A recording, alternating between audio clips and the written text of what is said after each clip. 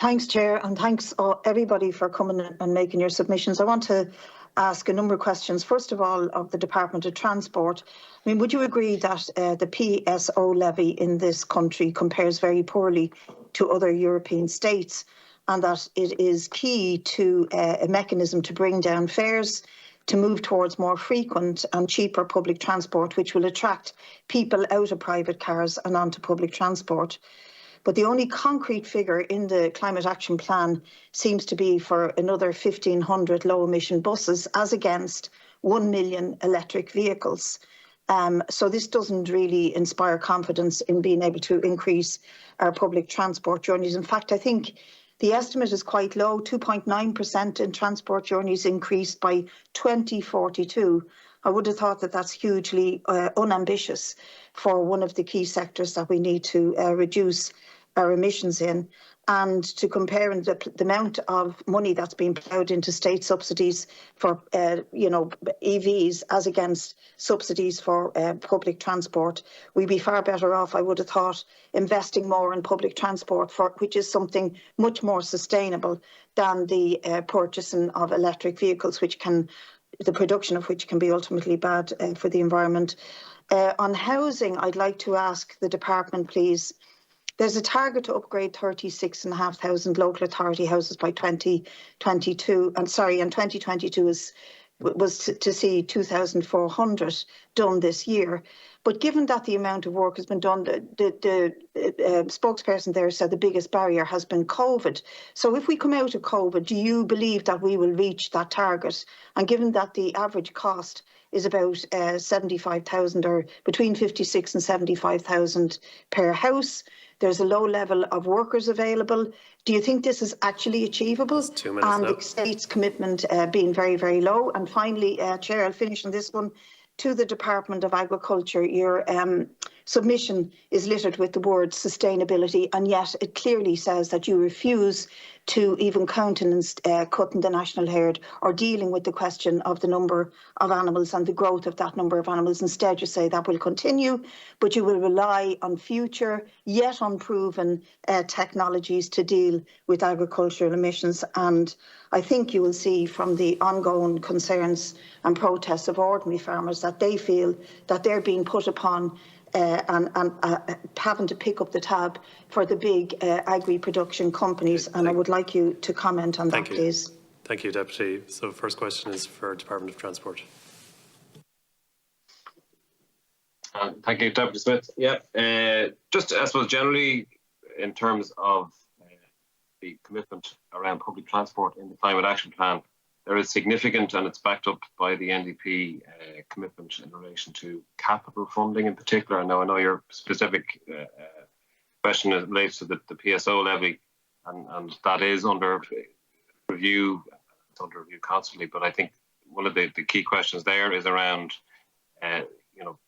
some of the proposals in the Climate Action Plan, and that will be supplemented through the sustainable mobility policy that's forthcoming in the next, hopefully the next couple of months, will set out the kind of framework for delivering much greater investment and infrastructure investment across public transport and active travel.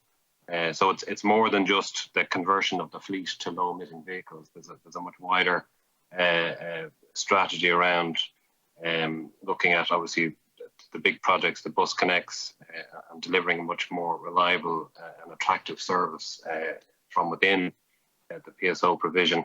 And that will require investment on the service side, clearly, to deliver that. So that it's both the capital and the current expenditure that will make those projects deliver the level of modal shift that we're seeking to achieve. In terms of, I think the 2.9% that you referenced for 2042 is, I think that's probably the GDA strategy. In terms of the Climate Action Plan itself, there is a significant modal shift set out in and based on what I'm talking about there in terms of a shift in terms of bus connects and a number of the other projects. So, but a very significant shift of 500,000 daily public transport and active travel journeys by 2030. So that represents a significant shift of 12% in terms of a move away from fossil fuel cars to public transport journeys and active travel. There was a question there on the PSO levy and where Ireland stands with respect to the rest of Europe. If I'm correct, Deputy Smith, that was the question. Yeah, but the question is how we're going to improve the PSO levy.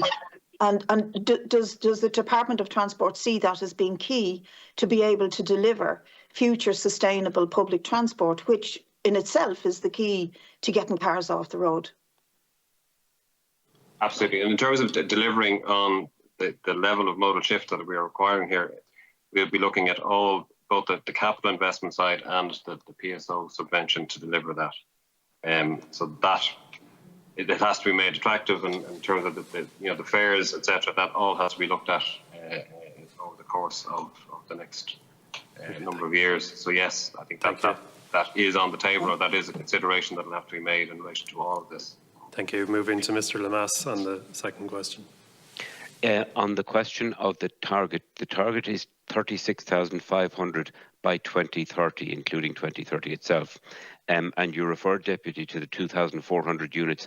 That was actually the target for 2021, which was impacted by COVID. We ended up doing 1,730, but I'm confident we would have done the 2,400 were it not for the COVID restrictions, and that backlog will be made up in 2022.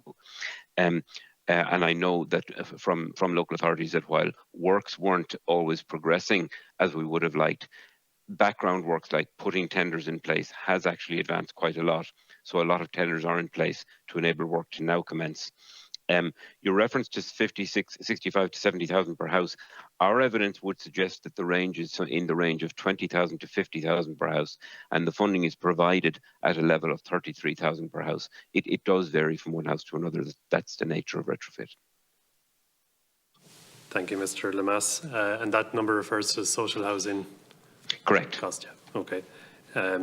Okay, moving on to Department of Agriculture. Okay, thank you, Deputy. Just the two elements to the question. On the issue of sustainability and delivering of that, it's very much at the centre, really, of the agriculture sector going forward, and that's recognised in the Food Vision report. But it's the sustainability in its three manifest elements, that is environmental, economic and socially sustainable production models. So that's very much clearly at the centre.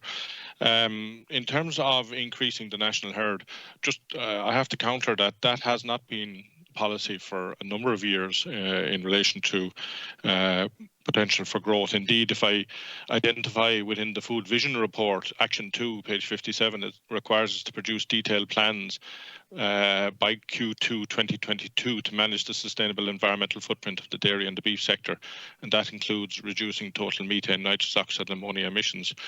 So it isn't policy in relation to growth, and that hasn't been for a number of years. The focus in Food Vision is on value over growth in numbers. Even back when I reflect on the 2019 action plan, we were the first sector to come out with a roadmap of actions for farmers to do, because it's very important that people understand, well, look at how do we implement the ambition.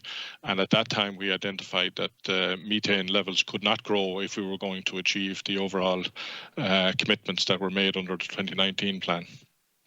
Okay. Sorry, Chair, just could the spokesperson there specify what number of years that it hasn't been policy under the food strategy, the national food strategy, not to grow the national herd? Because the national herd increased in 5 years between 2015 to 2020 by something like 20%. So when did it not become policy or even to curtail or stop the growth of the national herd? When did that happen? Where is that in the strategy? No, just to be clear, it's not. It wasn't policy in terms of growing the herd. There was a situation post the removal of dairy quotas in 2014 that there was an increase, given that the sector had been constrained for approximately 30 years. Now, I don't have exact figures, but it's about 2017, 2018 that the herd number has stabilised in terms of the total number of animals in the country over the last couple of years. Food-wise, Food Vision is the current strategy. We update every 5 years, and Food Vision in particular had identified that need was around the development of value add at that time. But just in terms of when is the herd stabilised, it's either 17 or 18 approximately in terms of the total number of livestock in the country have stabilised. There has been continued growth in dairying, that's undeniable, but there has been reduction in other areas of the livestock sector. Sorry, Chair, could we get those figures, please? Exact figures, because your figures would counter what the Environment Protection Agency have reported recently. Okay, thank you, Deputy Smith. Mr. Callan, can you revert with those numbers? Yeah, we can certainly give the herd profile over the last number of years, yeah. Thank you very much. Thank you, Deputy.